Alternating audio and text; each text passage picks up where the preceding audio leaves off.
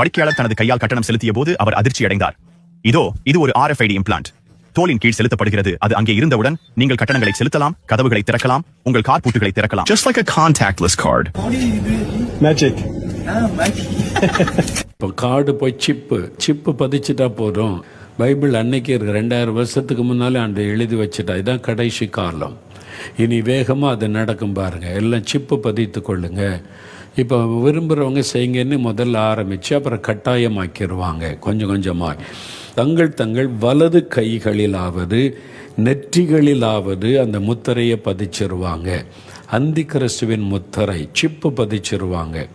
இப்போ அதை பற்றி பேச ஆரம்பிச்சிட்டாங்கல்ல, இப்போவே பதிச்சிடலாம் ஈஸியாக. அப்போ கார்டு தேவையில்லை, நீங்கள் போய் நின்னா போதும் அப்படின்னு. அது மாதிரி 17ஆம் வசனம் பாருங்கள்.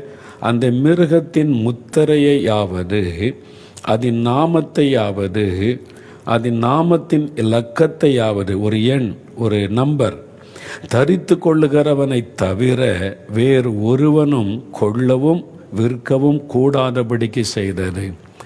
வாங்கவும் முடியாது, விற்கவும் முடியாது. உலகத்தின் முடிவு காலத்தில் வந்துட்டோம்.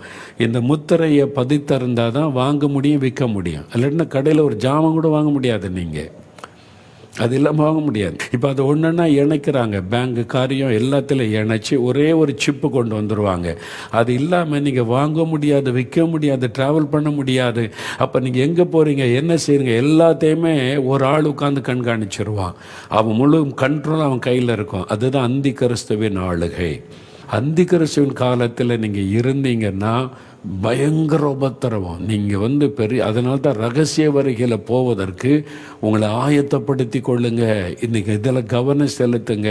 இப்போ இதெல்லாம் வச்சு என்னென்னா நீங்கள் அவருடைய வருகைக்கு ஆயத்தப்படணும். இனிமேல் நம்முடைய சிந்தனை எல்லாமே ஆண்டோடைய வருகை சமீபம் ஆயத்தப்படணும். உங்களுடைய குடும்பத்தை ஆயத்தப்படுத்தணும், பிள்ளைகளை ஆயத்தப்படுத்தணும். ஆண்டோடைய வருகை சமீபம் நம்ம ஆயத்தமாகணும்னு எல்லாரையும் ஆயத்தப்படுத்தணும். சபைகளில் இதை முக்கியத்துவப்படுத்தி பிரசங்கம் பண்ணணும். வருகை பற்றி செய்திகள் சொல்லப்பட்டு மக்களை ஆயத்தப்படுத்த வேண்டிய ஒரு காலத்தில் நாம் வந்திருக்கிறோம்.